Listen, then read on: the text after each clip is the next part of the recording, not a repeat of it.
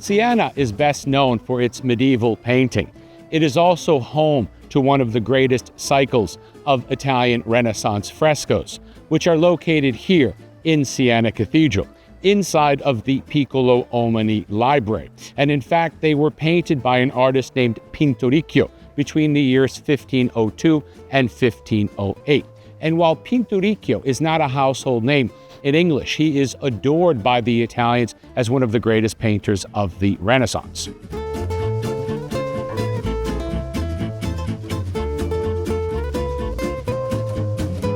The paintings of the Piccolomini library illustrate the life of the celebrated Renaissance Pope Pius II. They were paid for by the Pope's nephew, Cardinal Francesco Piccolomini Todeschini.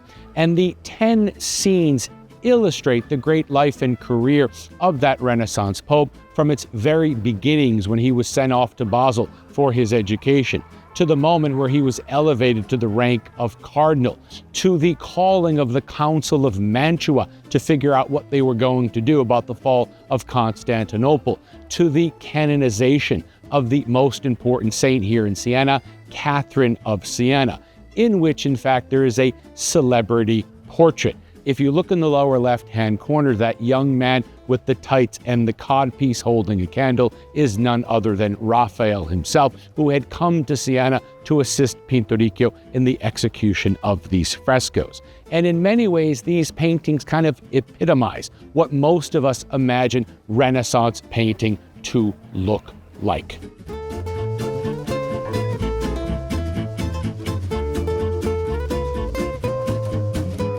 So if you're in Siena, be sure to visit the Piccolomini Library and to like this video and to subscribe to my YouTube channel, Rocky's Italy, so that you don't miss out on any of the great content that we're filming here directly in Italy and publishing weekly.